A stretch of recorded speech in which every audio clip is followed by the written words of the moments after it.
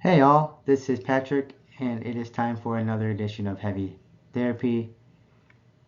I want to get to more first reactions from the metal releases that came out on Friday, April 14th, 2023.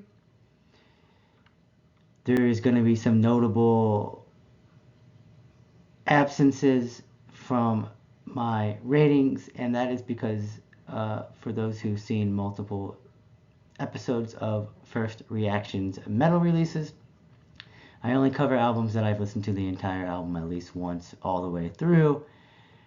And the big release this week, I did not get all the way through. We're talking about Metallica. We're talking about 72 Seasons. I'm not a I'm not a Metallica fan, including their older stuff. So I was just not anticipating and not looking forward to the album at all. I did listen to the first two tracks. Man, I can't stand Lars. Lars is such a bad drummer. I think thrash does have a distinct drum style. It's not like some of his parts don't fit in that tradition that they are from. But yeah, I listened to way too many good drummers, including drummers who don't play metal.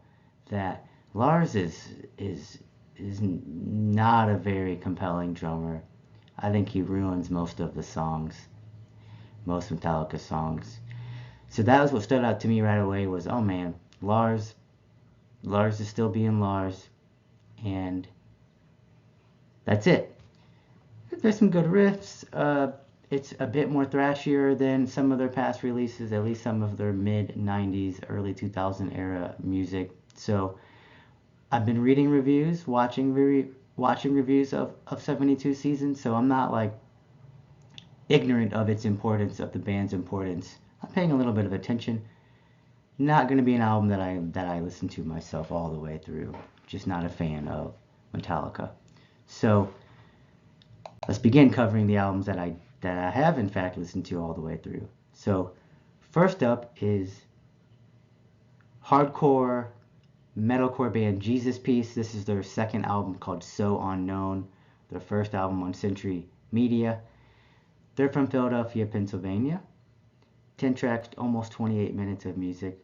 They're part of this modern hardcore scene that leans towards metal guitar tones as opposed to hardcore punk guitar tones. This is extremely angry, heavy hardcore, breakdown laden. In fact, the songs are basically built around breakdowns and also the vocalist, the main vocalist. He's a good vocalist for this particular style of hardcore metalcore. The problem is by track 3, I'm tired of it. It's a bit fatiguing.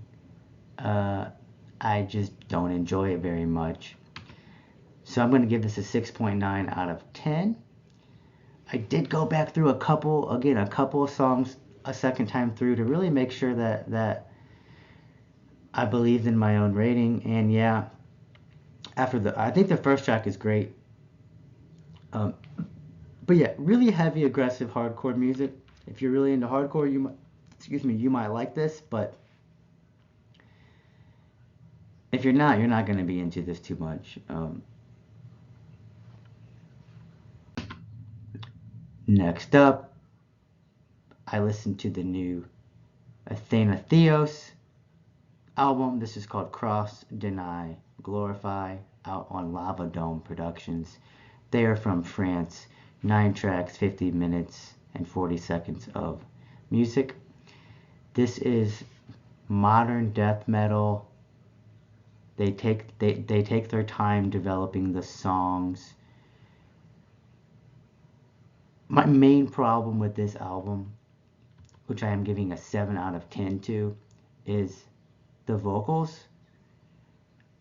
There's a lot of vocal variety on this album. There's some clean vocals, there's some spoken word, but the main harsh vocal delivery is that sort of fast Spitfire style vocal that made me think of Arch Spire.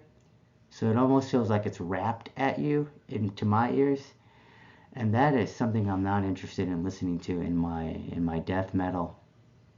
So yeah, it shows the importance of vocals even in extreme metal, extreme music, right? Because sometimes you'll hear us say, the vocals aren't that important as long as we, as long as they're tolerable, as long as we like them, as long as they're lower in the mix. If the music is good enough, that's why we're here. It is true that's why we're here. But this music is pretty damn good.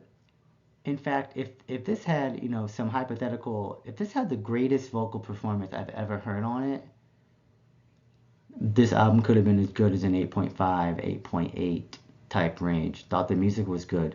The vocals brought it down that much for me that I'm not going to revisit this album. So Athena Theos, Cross, Deny, Glorify, good modern death metal. The vocals are going to probably be what makes you either makes it or breaks it for your ears. Next up, probably the biggest release in terms of classically underground metal bands for this past Friday. This is Died Heimsgard, DHG, with their new full-length black medium Current out in Peaceville. Classic black metal, post-black metal, avant-garde project out of Norway. This is 9 tracks, 1 hour, and almost 10 minutes worth of music. Now, here's my rating. So, first listen, I gave it an 8 out of 10. I enjoyed it. I don't think this is a metal album. I think there's post-black metal. I think there's some. I think it's a jazz, smooth jazz, electronic tinged, almost rock opera. It's progressive. It's psychedelic. It's cosmic. It has sections that have black metal, kind of like Modern Enslaved.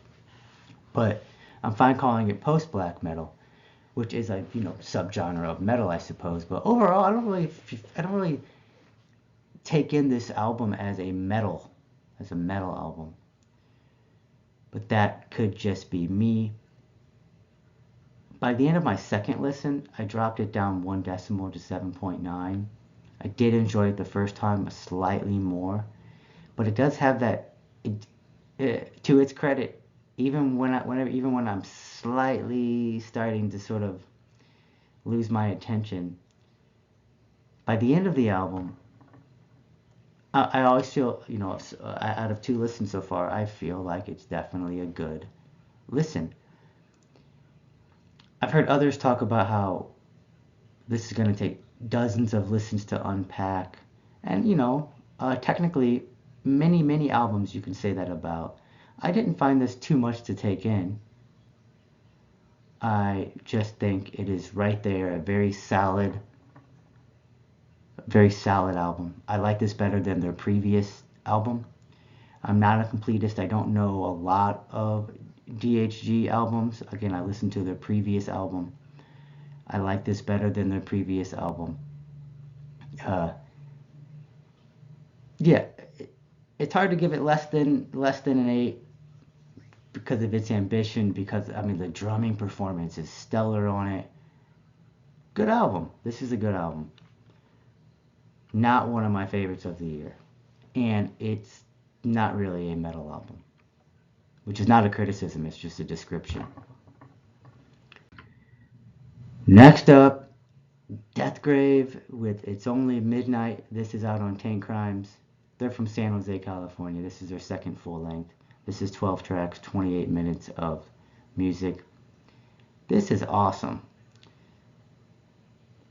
So the foundations of it are grindcore and death metal. It has some parts that make me think of gore grind. There's some black metal sections in it. I love the vocals. The vocals, the sort of the first song, the death metal vocals, call to mind Demolic. So they're very low, guttural, almost burping, but the vocal performance here is fantastic. Uh, I like this even more on my second listen. This keeps going up higher and higher. This is an awesome death grindcore, death metal album. Throw in some hardcore punk here and there. It features members of Autopsy and Brain Oil, and it is just a fun, heavy death grindcore album.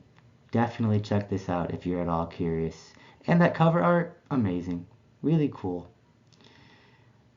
I think the theme of it is like basically it's like an apocalyptic setting. It is a natural disaster, right? It basically is a spider taking the form of a earthquake or tornado.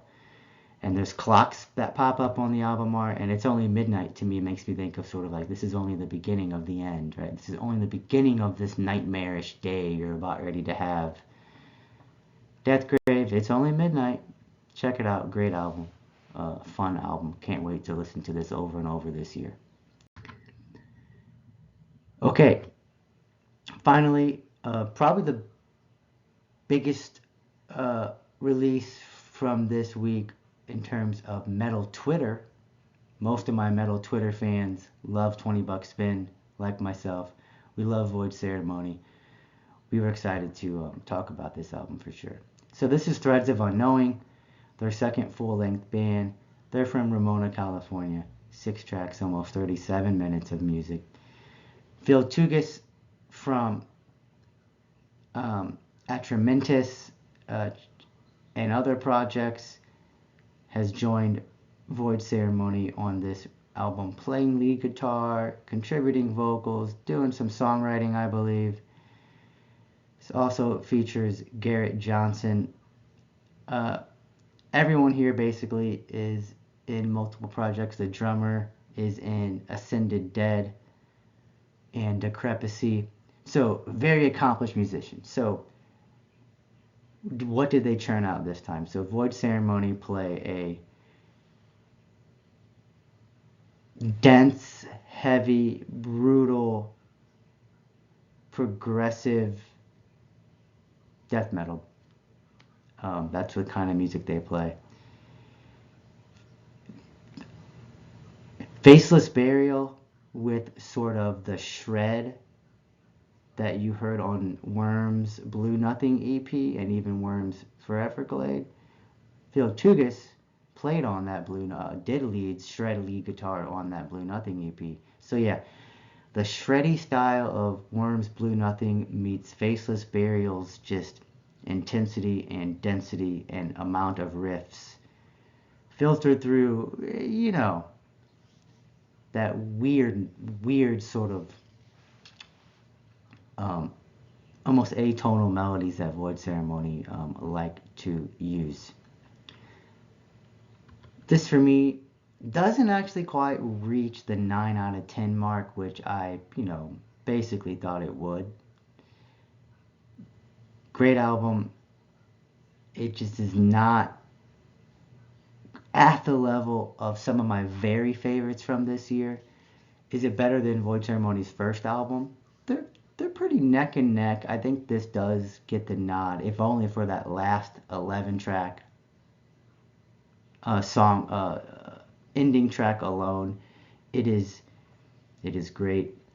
I can't wait to get it in on vinyl. The bass lines are going to pop in more. The drumming performance is amazing. It's probably, this is all just fun. Really trying to do, just subjectively, idiosyncratically think about where all this great music falls compared to one another, compared to the history of the scene of metal and extreme music, and then and currently what we're hearing. So, hey, Void Ceremony, one of the best out there right now. They don't sound like too many people. I still feel like they have a better album, an even better album in our future, and I am all ears for that.